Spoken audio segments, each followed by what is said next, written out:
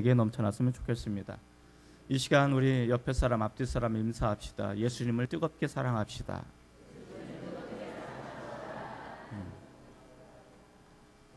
예수님을 뜨겁게 사랑하시는 귀한 저와 여러분 되시길 주의 이름으로 축복을 드립니다. 세상에는 감출 수 없는 것이 두 가지가 있다고 합니다. 하나는 사랑하는 것입니다. 또 하나는 감기랍니다. 감기 걸리신 분들은 감기를 감출 수가 없어요. 기침을 멈출 수가 없습니다. 신혼부부들을 보면 그 사랑이 표현하는 것이 감추어지지 않죠. 정말 예쁘고 아름답게 얼굴에 쓰여져 있어요. 결혼하고 30년, 40년쯤 되면 많이 감추어집니다. 저는 25주년이 됐는데 감추어지지가 않습니다. 하나님의 귀한 사랑하심이 이렇게 드러나게 되어질 때 우리에게 이 사랑이 얼마나 놀라운 것인지를 다시 한번 깨닫기를 소망합니다. 예수께서 우리를 얼마만큼 사랑하실까? 하나님께서 나를 얼마만큼 사랑하실까? 그 사랑의 강도가 어떤 것인가? 우리는 그렇게 이야기합니다. 찬송가, 오래된 찬송가에 보면 이렇게 표현하고 있습니다.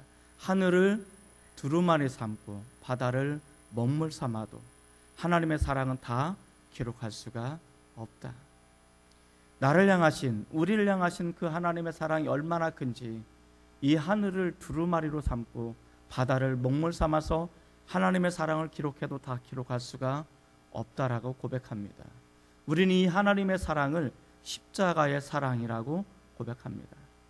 예수님께서 저와 여러분의 구원을 위해서 기꺼이 부끄러움을 당하지 않고 개의치 않으시고 다 벌거벗은 몸으로 고통과 또 아픔을 감당하시면서 십자가 위에서 그렇게 말씀하십니다. 내가 너의 구원을 위해서라면 나는 이 부끄러움을 얼마든지 참을 수 있고 이 고통을 얼마든지 감내할 수가 있다라고 말씀하십니다. 너의 구원을 위해서라면, 영원한 천국의 생명을 위해서라면 나는 얼마든지 이런 희생과 죽음도 나는 결코 개의치 않겠다라고 말씀하시는 것. 이것이 나를 향한, 우리를 향하신 하나님의 사랑이고 십자가의 사랑이라고 이야기합니다. 이 십자가의 사랑을 깨달았을 때 아주 오래전에 제가 불렀던 노래 중에 하나가 그런 찬양이 있습니다. 요한의 아들 시몬아, 기억나시나요? 내가 다른 사람들보다 나를 더 사랑하느냐. 제가 고등학교 때 참 많이 불렀던 노래입니다. 벌써 30년도 훨씬 지난 찬양입니다. 우리 주님께서 묻습니다. 내가 나를 사랑하느냐. 우린 이렇게 고백합니다. 주님, 내가 주님을 사랑합니다. 우린 또 이런 찬양합니다. 하나님, 그 어떤 것과도 바꿀 수 없는 분. 하나님의 사랑, 예수의 사랑은 그 어떤 것과도 바꿀 수 없는 존귀한 것입니다. 라고 고백을 하고 있습니다. 오늘 우리가 하나님을 얼마만큼 사랑하시는지, 그 하나님 앞에 내 인생을 어떻게 드려지는지를 이 시간 오늘 본문을 통해서 이것이 좀 더 묵상이 되어지고 경험되어졌으면 좋겠습니다. 오늘 본문에 보면 여인들이 등장합니다. 이 여인들은 누구보다도 예수님을 사랑했던 사람들입니다. 이 여인들의 사랑의 모습을 통해서 우리가 어떻게 사랑이 구체화되어지고 사랑이 그려지는가, 진정으로 주를 사랑한다는 것은, 예수를 사랑한다는 것은 어떤 모습일까, 이것을 우리가 배워나가는 귀한 시간이 되셨으면 좋겠고, 이 여인들의 삶의 현장이, 이 사랑의 모습이 저와 여러분의 사랑의 모습이 되시기를 주님의 이름으로 축복을 드립니다. 그렇다면 예수를 사랑하는 자들은 어떤 모습을 가지고 있을까? 첫째로, 그곳이 어디든 끝까지 따라가는 자의 모습입니다. 따라해 볼까요? 그곳이 어디든 끝까지 따라가는 모습입니다. 우리 한번 성경을 찾아서 읽어보도록 하겠습니다. 15장 40절과 41절입니다. 15장 40절과 41절 함께 읽습니다. 시작. 멀리서 바라보는 여자들도 있었는데 그 중에 막달라 마리아와 또 작은 야고보와 요새의 어머니 마리아와 또 살루메가 있었으니 이들은 예수께서 갈릴리에 계실 때 따르며 섬기던 자들이요, 또 이 이외에 예수와 함께 예루살렘에 올라온 여자들도 많이 있었더라. 이 두 구절을 통해서 우리에게 이야기해 주고 있는 것이 무엇입니까? 갈릴리에서 예수를 만났고 예수를 따랐고 예수를 섬겼던 많은 여인들이, 많은 사람들이 이제는 예루살렘에까지 따라오게 되었다라고 이야기합니다. 북부 지역에 있는 갈릴리에서 남부 지역인 예루살렘까지 여인들이 예수를 따라서 여행한다는 것은 그렇게 쉬운 문제는 아닙니다. 이 여인들도 가정이 있었고 자녀들도 있었고 남편도 있었습니다. 이 여인들에게 맡겨진 많은 그런 일들도 있었을 것입니다. 그럼에도 불구하고 이 여인들은 예수님이 너무나 좋아서 예수님을 따랐고 그 예수님을 섬기면서 예루살렘으로 올라오는 모습들을 우리에게 보여주고 있습니다. 그런데 이 여인들이 어디까지 예수님을 따르고 있습니까? 예수님께서 십자가에 못 박혀 죽으신 그 고난의 현장까지 이 여인들은 예수를 따라가는 모습들을 보여주고 있습니다. 예수님에게는 12명의 직속 제자가 있습니다. 그리고 예수님에게는 70명의 파송받은 제자들도 있습니다. 바울이 고린도전서 15장에 보면 바울이 그렇게 이야기합니다. 예수님이 부활하고 나서 부활하신 그 모습을 500여 형제들에게 보였다라고 이야기합니다. 따라서 예수님을 따르는 그런 또 다른 무리인 500명의 제자들, 500명의 형제들도 있었다라고 이야기합니다. 그런데 12명의 제자와 70명의 또 다른 제자들과 그리고 500명의 또 다른 형제들, 예수를 따랐던 그 수많은 사람들은 예수님이 잡히시던 그날 밤, 그리고 예수님이 십자가를 짊어지고 골고다에 올라가는 그 모습 속에서 더 나아가서 예수님께서 십자가에 달리신 그 골고다 위에 아무도 없었다라는 사실을 우리에게 이야기해 주고 있습니다. 예수님을 따랐던 12명의 제자들도 70명의 또 다른 제자들도 예수님을 사랑한다라고 고백되어졌던 500명의 또 다른 사람들도 아무도 예수를 따르는 그런 모습이 없었습니다. 그러나 이름도 없고 때로는 많은 연약한 여인들이 예수님의 십자가 밑에까지 따르고 있었음을 우리에게 이야기해 주고 있습니다. 이 여인들이 마음을 한번 눈여겨보시기 바랍니다. 십자가를 짊어지고 가는 그 예수님의 뒤를 따르는 이 여인들이 얼마나 울었겠습니까? 그 마음이 얼마나 아팠겠습니까? 아마도 이 여인들의 마음속에는 미치고 환장하는 그런 모습들이 있었을 거라고 저는 생각합니다. 그리고 때로는 그 십자가 현장 밑에 이 여인들이 두렵고 공포스러운 그런 마음도 있었을 거라고 저는 생각합니다. 그런데 무엇보다도 누구보다도 예수님을 사랑했기에 이 여인들은 마음 아픈 그 쓰라린 아픔도 그리고 공포와 두려움도 이것을 뛰어넘고 고통의 현장인 십자가 밑에까지 예수를 따르고 있었다는 것을 이야기해 주고 있습니다. 이것이 예수를 사랑하는 삶의 모습이고 예수를 사랑한 사람들이 따르고 있는 삶의 현장인 것입니다. 한 번 더 찾아서 읽어볼까요? 15장 46절과 47절입니다. 15장 46절과 47절 함께 있습니다. 시작. 요셉이 세마포를 사서 예수를 내려다가 그것으로 싸서 바위 속에 판 무덤에 넣어두고 돌을 굴려 무덤 문에 놓으매 막달라 마리아와 요새의 어머니 마리아가 예수 둔 곳을 보더라. 이 예수님을 따르던 이 여인들은 어디까지 따르고 있습니까? 예수님의 무덤까지 따르고 있음을 이야기해 주고 있습니다. 십자가는 고난의 현장이라면 이 무덤은 더 이상 어떤 것도 기대할 수 없는, 어떤 것도 희망할 수 없는 절망의 끝, 절망의 모습 그 자체가 무덤인 것입니다. 그럼에도 불구하고 이 여인들은 예수님을 사랑했기 때문에 아무런 희망도 가질 수 없고 어떤 소망도 가질 수 없는 절망의 그 현장인 이 무덤까지도 이 여인들은 따르고 있었다는 것을 우리에게 보여주고 있습니다. 예수님을 사랑했던 이 사람들은 죽음도 막을 수 없는, 아니 죽음도 극복되어질 수 있을 만큼 그 고난의 현장, 아무것도 바랄 수 없는 희망이 모든 것이 단절되어진 이 절망의 땅, 그 죽음까지도 이 여인들은 따르고 있음을 우리에게 보여주고 있습니다. 예수님을 사랑하는 것은 죽음조차도 막을 수 없는 사랑이라는 것을 우리에게 이야기해 주고 있습니다. 오늘 우리가 읽은 본문을 봅시다. 16장 1절과 2절입니다. 함께 있습니다. 시작. 안식일이 지나매 막달라 마리아와 야고보의 어머니 마리아와 또 살로메가 가서 예수께 바르기 위하여 향품을 사다 두었다가 안식 후 첫날 매우 일찍이 해 돋을 때에 그 무덤으로 가며, 여기 보면 안식 후 첫날 매우 일찍이 해가 뜨기도 전에 이 여인들은 예수님의 시신에 바르기 위해서 향품을 준비했다가 예수님을 만나기 위해서 무덤가에 가는 모습들을 우리에게 이야기해 주고 있습니다. 예수님을 사랑한다라는 것은 어떤 것일까? 예수님을 사랑하면 얼마만큼 따를 수 있을까?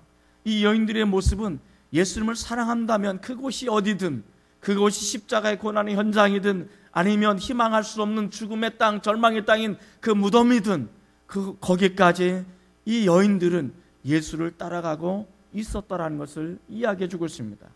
그리고 이 여인들은 오늘 이 본문을 통해서 저와 여러분들에게 질문을 던지고 있습니다. 우리들은 그 고난의 현장인 십자가 밑에까지, 아무것도 바랄 수 없는 절망의 땅인 희망이 끊어진 그 무덤까지 우리는 예수를 따랐습니다. 그렇다면 당신들은 예수를 사랑한다면 어디까지 예수를 따를 수 있으십니까? 라고 묻는다면 뭐라고 대답하시겠습니까? 오늘 이 말씀을 통해서 하나님께서 이 예수를 따랐던 이 성도들이 우리에게 이야기한다면 당신들은 어디까지 예수를 따를 수 있으십니까? 라고 물으신다면 여러분들은 뭐라고 대답하시겠습니까? 이 설교를 준비하면서 이것을 먼저 나에게 던져진 질문이기도 했습니다. 나는 예수를 사랑한 사람입니다. 그렇기 때문에 나는 목사가 되기로 작정했습니다. 그리고 이 말씀을 설교자로 부름을 받았습니다.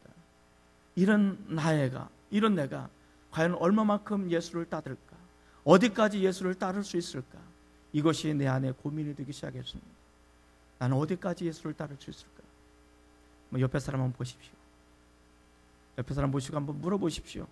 당신은 어디까지 예수를 따를 수 있으십니까? 뭐예요? 물어보시라니까. 이런 때는 제일 만만한 게 성가되더라고요. 눈을 들어. 제 눈을 보시고. 여러분들은 어디까지 예수를 따를 수 있으십니까? 뭐라고요? 참 대답하기 곤란하죠. 우리가 은혜 받고, 우리 하나님으로부터 사랑을 받고, 내가 하나님으로부터 축복을 받고, 자녀의 축복이든 물질의 축복이든 직장의 축복이든 가정의 축복이든 우리가 축복의 현장에 있을 때 우리는 이렇게 고백합니다. 하나님 사랑합니다. 내가 주님 사랑하는 거 아시죠? 내가 얼마든지 주님을 따르겠습니다라고 우리는 이야기합니다. 그런데 예수를 따라가다 보니까 아무도 내 곁에 남아있는 사람이 없어요. 재독하게 홀로 되어졌을 때 누군가에게 내가 기대고 싶은데 기댈 사람이 없는 거예요. 누군가로부터 위로받고 싶은데 위로받을 사람이 없는 거예요. 그런 때도 난 여전히 주님을 사랑합니다. 난 여전히 주님을 따르겠습니다라고 고백할 수 있으시겠습니까? 내가 예수를 따르다 보니까 물질적인 고난의 현장 속에 내가 들어가 있습니다. 육체의 고통 속에 빠져 있습니다. 해결될 기미가 전혀 보이지 않습니다. 이런 상황 속에 내가 놓여져 있다 할지라도 그 상황 속에서 나는 여전히 주님을 사랑합니다. 난 여전히 주님을 따르기를 원합니다라고 고백하실 수가 있으시겠습니까? 내가 잘 될 때는, 내가 괜찮을 때는, 내가 복을 누리고 평안할 때는, 내가 무언가를 가지고 있을 때는 나는 주님을 사랑합니다. 나는 주님을 따를 수 있습니다라고 고백했던 우리가 때로는 그 삶의 현장이 고통스럽고 힘들고 어려울 때, 아무에게도 이해받지 못할 때, 누군가가 나를 멸시하고 나를 조롱하는 그 상황 속에 내가 놓여져 있을 때, 내 문제가 근원적으로 해결되어질 것 같지 않은 그런 상황 속에 내가 놓여져 있을 때, 그럼에도 불구하고 나는 여전히 주님을 사랑합니다. 난 여전히 주님을 따르겠습니다라고 고백하실 수 있는 저와 여러분이 되었으면 좋겠습니다. 내가 좋고 환경이 좋고 잘 나갈 때뿐만 아니라 내가 굉장히 힘들고 어려울 때도 그 속에서도 나는 여전히 주님을 따르겠습니다. 그리고 마침내 내가 주님을 따라서 그 천성에 내가 이르기를 원합니다 라고 고백하시는 저와 여러분들이 되셨으면 좋겠고, 그분이 나를 어디로 인도하시든 어디로 가시든, 그리고 내가 그분이 가시는 발걸음마다 그곳이 어디든 내가 마지막까지 따르겠습니다라고 결단하시는 귀한 은혜가 이 시간 저와 여러분들에게 다시 한번 있기를 주님의 이름으로 축복을 드립니다. 예수를 사랑하는 자들은 어떤 모습일까? 두 번째, 예수를 따르는데 그 어떤 것도 걸림돌이 되지 않는 모습을 가지고 있습니다. 따라해 볼까요? 예수를 따르는데 그 어떤 것도 걸림돌이 되지 않는 모습을 가지고 있습니다. 16장 3절과 4절 말씀 한번 읽어봅시다. 시작. 서로 말하되 누가 우리를 위하여 무덤문에서 돌을 굴려 주리오 하더니 눈을 들어본 즉 벌써 돌이 굴려져 있는데 그 돌이 심히 크더라. 이 팔레스타인은 장례 문화가 저희랑 좀 다르죠. 우리는 땅을 파가지고 시신 안장에서 분봉을 하는데 거기는 동굴을 파가지고 거기다가 시신 안장고 그 돌을 굴려서 문을 막는 이런 무덤의 형태를 가지고 있죠. 자, 이 여인들이 비록 예수님은 죽으셨지만 그 예수님을 만나기 위해서 발걸음을 옮기고 있습니다. 예수를 만나기 위해서 발걸음을 옮기지만 그 발걸음이 결코 가볍지가 않습니다. 왜냐하면 예수를 만나고 싶고 시신이라도 예수님을 만지고 싶지만 이 여인들을 가로막고 있는 장애물, 걸림돌이 있기 때문에 그렇습니다. 이 여인들을 가로막고 있는 걸림돌이 무엇입니까? 자신들의 힘으로는 도저히 옮길 수 없는, 옮겨지지 않는 돌문이 그 여인들을 가로막고 있었다라는 것을 이야기해 주고 있습니다. 내가 예수 앞에 나가고 싶지만, 내가 예수를 만나고 싶지만, 때로는 예수를 만나고 싶은 그 삶의 현장 속에서 우리가 어떻게 내 힘으로 도무지 해결되지 않는, 아니 내 힘으로는 어떻게 해볼 도리가 없는 그런 장애물들, 그런 방해물들이 우리 앞에 떡하니 놓여 있을 수도 있다는 것입니다.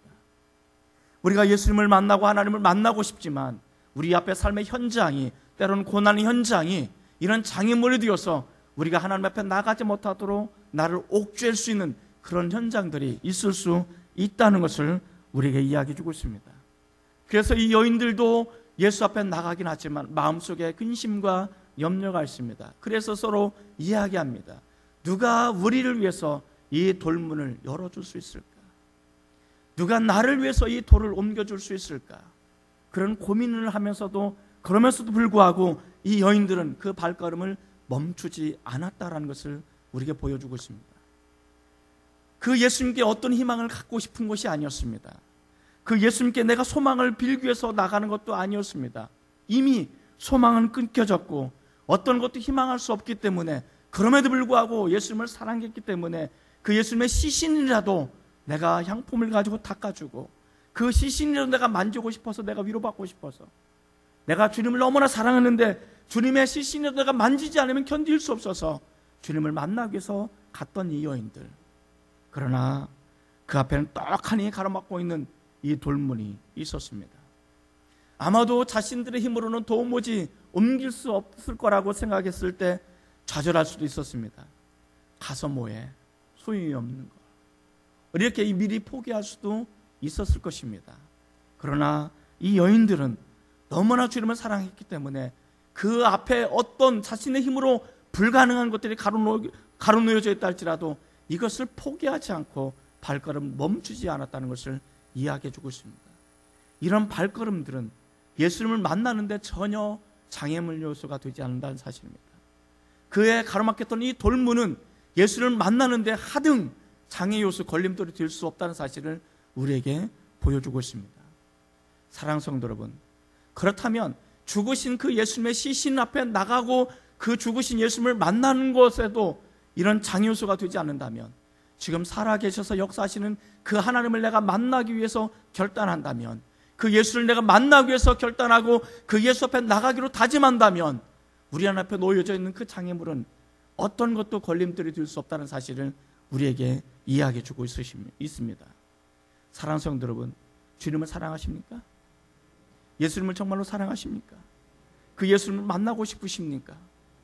그런데 그 예수님을 만나기 위해서는 그 어떤 것도 장애물들이 있고 많은 어려움들이 있지만 이 장애물을 뛰어넘을 수 있다는 사실을 믿으시기 바랍니다.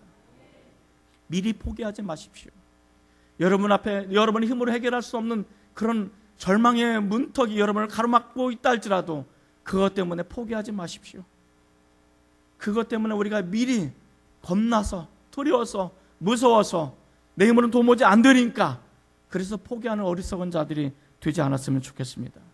내가 하나님을 만나기 위해서 발걸음을 옮긴다면 내가 옮기는 만큼 문들이 열려질 것입니다. 내가 옮기는 만큼, 결단할 만큼, 내가 나가는 만큼 이 장애물들은 없어지고 또 없어지고 궁극적으로는 다 없어질 거라고 저는 믿습니다. 오늘 로마서 8장은 이 하나님의 사랑이 어떤 것인지, 내가 하나님을 만나기 위해서 나갈 때 하나님을 사랑하는 이 사랑이 어떤 것인지를 우리에게 보여주고 있습니다. 한번 찾아서 읽어봅시다. 로마서 8장 35절에서 39절 말씀입니다. 제가 참 좋아하는 본문 중에 하나입니다. 정말 힘들고 어려울 때 하나님의 사랑을 기억하시면서 이 부분을 묵상하시기 바랍니다. 35절은 이렇게 시작합니다. 누가 우리를 그리스도의 사랑에서 끊으리요. 나는 예수님을 사랑합니다. 그런데 누가 내가 예수님을 사랑하는 예수님의 사랑을 끊을 수 있겠는가? 그렇게 고백합니다. 35절에서 38절, 39절까지 말씀 한번 같이 읽어보겠습니다. 지금 깁니다만 한번 같이 읽겠습니다. 시작. 누가 우리를 그리스도의 사랑에서 끊으리요. 환난이나 곤고나 박해나 기근이나 적신이나 위험이나 칼이랴. 기록된 바 우리가 종일 주를 위하여 죽임을 당하게 되며 도살당할 양같이 여김을 받았나이다 함과 같으니라. 그러나 이 모든 일에 우리를 사랑하신 이로 말미암아 우리가 넉넉히 이기느니라. 내가 확신하노니 사망이나 생명이나 천사들이나 권세자들이나 현재일이나 장래일이나 능력이나 높음이나 깊음이나 다른 어떤 피조물이라도 우리를 우리 주 그리스도 예수 안에 있는 하나님의 사랑에서 끊을 수 없으리라. 할렐루야십니까? 아멘이십니까? 여기 보면 그렇게 이야기합니다. 누가 그리스도의 사랑에서 나를 끊을 수 있겠는가? 내가 하나님을 사랑하고 하나님을 만나기 위해서 나가는데 그 앞에 환난이 있습니다. 곤고가 있습니다. 박해가 있습니다. 기근이 있고 적신이 있고 위험이 있고 칼이 있습니다. 어려움들이 있다 할지라도 이 어려움들은 내가 하나님의 사랑을 경험하고 하나님을 만나는데 전혀 장애물이 될 수 없다는 사실을 우리에게 이야기해 주고 있습니다. 그러면서 38절에 보면 이렇게 말합니다. 나는 확신합니다. 뭘 확신합니까? 사망이나 생명이나 천사들이나 권세자들이나 현재일이나 장래일이나 능력이나 높음이나 깊음이나 다른 어떤 피조물이라도 우리를 그리스도 예수 안에 있는 하나님의 사랑을 끊을 수 없다라고 이야기합니다.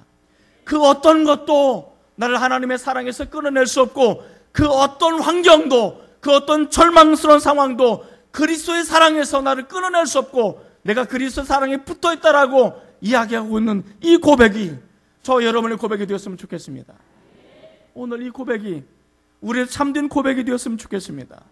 사랑하는 성도 여러분, 정말 내가 예수님을 사랑하고 그 예수님을 만나기를 원한다면 여러분 앞에 때로는 장애물이 있다 할지라도 그것 때문에 낙심하지 마시기 바랍니다. 절망하지 마시기 바랍니다. 우리가 발걸음을 옮긴다면 그 환난은 없어질 것입니다. 그 기근은 없어질 것입니다. 우리 앞에 놓여있는 그 어떤 어려움도 해결을 잃고 뛰어넘을 것을 우리는 믿습니다. 그래서 마침내 우리는 그렇게 고백할 것입니다. 나는 확신합니다. 나는 너무나 확신합니다. 그 어떤 것도 그리스도 예수 안에 있는 이 사랑을 끊어낼 수가 없습니다. 이 사랑을 간직하면서 살아가시는 저와 여러분이 되었으면 좋겠습니다. 마지막으로 예수를 사랑하는 자들은 어떤 모습을 가지고 있을까? 셋째로 예수님의 부탁을 외면하지 않는 모습을 가지고 있습니다. 따라해 볼까요? 예수님의 부탁을 외면하지 않는 모습을 가지고 있습니다. 16장 7절에 보면 이렇게 기록하고 있습니다. 함께 같이 읽겠습니다. 16장 7절입니다. 시작. 가서 그의 제자들과 베드로에게 이르기를 예수께서 너희보다 먼저 갈릴리로 가시나니 전에 너희에게 말씀하신 대로 너희가 거기서 배우리라 하라 하는지라. 이제 예수님 부활하셨습니다. 그리고 한 천사가 예수님을 대신해서 이 여인들에게 이야기합니다. 너희는 이제 가라. 가서 베드로와 제자들에게 이야기하라. 너희보다 먼저 갈릴리에 가서 너희를 기다리고 거기서 너희를 만나 뵙기를 원한다라고 전하라라고 이야기해 주고 있습니다. 이 여인들은 부활하신 예수님을 경험했을 때 처음에는 당혹스러웠을 거예요. 처음에는 무서웠을 거예요. 처음에는 두려웠을 것입니다. 그런데 부활하신 예수님을 만나자 이 여인들은 그 부활하신 주님을 만나는 기쁨이 너무나 컸을 것입니다. 형연할 수 없는 기쁨이 있었을 것입니다. 구원의 기쁨이 이 안에 즐거움이 넘쳐났을 것입니다. 그런데 이 기쁨을 가지고 있는 이 여인들을 향해서 우리 주님이 부탁하십니다. 나를 만나니까 좋지. 구원받으니까 행복하지. 우리가 믿음 생활하니까 너무나 즐겁고 기쁘지. 그런데 마리아, 이 기쁨은 너만 누려서는 안 돼. 너가 가지고 있는 이 구원의 기쁨을 또 다른 사람들에게 나누어 주었으면 좋겠어. 그래서 절망하고 시리에 빠지고 어디로 가야 될지 모르고 마치 이 세상의 돈이 전부인 것처럼 살아가는 그 사람들에게 천성을 보여주고 구원의 기쁨이 어떤 것인지를 너가 알려줬으면 좋겠어. 나의 작은 부탁을 들어줄 수 있겠니? 라고 물으신다면 여러분들 어떻게 하시겠습니까? 내가 정말 예수님을 사랑한다면 이 작은 부탁을 외면해서는 안 됩니다. 이 작은 부탁을 저희 여러분들이 온전히 들어주시는 믿음의 사람들이 되셨으면 좋겠습니다. 그렇다면 예수님께서는 이 세 여인에게 왜 이런 부탁을 하셨을까? 왜 이런 부탁을 하셨을까요? 저는 그 대답을 우리나라 속담에서 찾았습니다. 여자 3명이 모이면 접시가 깨지더라. 이 여인들의 강력한 수다를 우리 주님께서는 아셨던 것 같습니다. 그래서 남자들이 아니라 여성들에게 이것을 부탁하고 이 여성들이 참을 수 없는 수다를 통해서 예수님의 부활의 구원의 기쁨을 널리 알려줬다라는 이 전설이 전해지고 있습니다. 믿거나 말거나. 이렇게 웃자고 한 이야기를 죽자고 덤비시는 그런 분이 없기를 바랍니다. 칼 로저스라는 아주 유명한 심리학자가 있습니다. 심리학을 제2의 종교라고 부릅니다. 그만큼 인간을 이해하는데 가장 탁월한 도구가 심리학입니다. 그런데 이 칼 로저스라는 사람은 인간 중심의 상담학을 펼쳤고 나중에는 세계적인 석학, 명성을 얻게 되었습니다. 그러나 한때 이 사람은 주님의 종이 되기 위해서 신학을 하고 신학교에 들어간 그런 사람이었습니다. 신학을 하다 보면 반드시 거쳐야 될 과정 중에 하나가 회의라는 과정입니다. 의심이라는 과정입니다. 정말 하나님이 계신 거 맞는가? 내가 구원받는 거 맞나? 이런 회의 과정이 있습니다. 길게는 2년, 짧게는 1년 가까이 죽어라 이 회의하는 과정을 통과해야만이 좀 더 높은 곳으로 올라갈 수가 있습니다. 저도 정말 몸살을 앓듯이 했고 많은 신학을 하는 목회자의 과정을 거치는 사람들이 이런 과정을 반드시 관문처럼 거치게 되어 있습니다. 아마 칼 로저스라는 사람도 그런 과정을 거치게 되었던 것 같습니다. 그런데 이 사람은 아무리 회의하고 아무리 따져보아도 하나님은 계시지 않은 것 같다라고 등을 지고 신학을 포기하고 또 다른 학문인 심리학을 쌓기 시작했습니다. 그래서 그는 심리학의 대가, 석학으로 명성을 날리게 되었습니다. 그런데 그의 마지막 자서전에 보면 이렇게 기록하고 있었습니다. 나는 내게 밀려오는 많은 회의를 넘어설 수 없었다.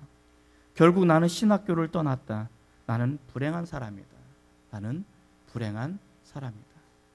그러면서도 이 자서전 말미에 보면 이렇게 기록하고 있다고 합니다. 내가 좀 더 추구했더라면, 내가 좀 더 계속해서 주의 은혜를 구할 수 있었더라면, 이렇게 마감하고 있습니다. 그가 회의 과정에 왔을 때 내가 좀 더 주님을 추구했더라면, 내가 어려움과 시리에 빠졌을 때 내가 좀 더 주님의 은혜를 추구하고 구했더라면 내 인생은 달라질 수 있었을 텐데, 내 인생은 하나님이 없는 삭막한 인생이 아니었을 텐데, 그 어려운 과정에 나는 그 주님을 포기하고 등을 돌린, 그래서 세상으로 흘러나간 자신의 안타까운 삶의 모습을 그리고 있습니다. 우리가 주님을 따라가고 우리가 주님을 사랑하고 주님을 만나고자 할 때 때로는 구원의 기쁨도 있지만 때로는 이런 회의 과정이 있고 때로는 말할 수 없는 고통이 우리 가운데 임할 수도 있을 것입니다. 그럴 때 그때 그 순간 내가 아무리 힘들고 어려운다 할지라도 예수님 옆에 등을 돌리지 마시기 바랍니다. 예수를 바라보시기 바랍니다. 그 순간 이 칼 로저스가 마지막 고백했던 것처럼 그 순간 내가 조금 더 추구했더라면, 조금 더 주님의 은혜를 구할 수 있었더라면 내가 달라질 수 있었을 텐데, 이 사람의 모습을 통해서 우리가 아무리 힘들고 어려워도 내가 주님을 따르는데 장애물이 있고 포기하고 싶은 유혹이 있다 할지라도 그 순간 그 시간에 내가 조금 더 예수님을 바라보시길 바랍니다. 조금 더 은혜를 구하시길 바랍니다. 내가 좀 더 주님을 사랑한다는 그 모습을 가지고 주 앞에 나갈 수 있는 결단을 가지시길 바랍니다. 그렇다면 반드시 여러분은 하나님을 만나실 수 있을 것이고 주님을 따를 수 있을 거라 저는 확신합니다. 그런 은혜가 이 시간 저와 여러분 가운데 넘쳐날 수 있기를 주님의 이름으로 축복을 드립니다. 기도하십시다.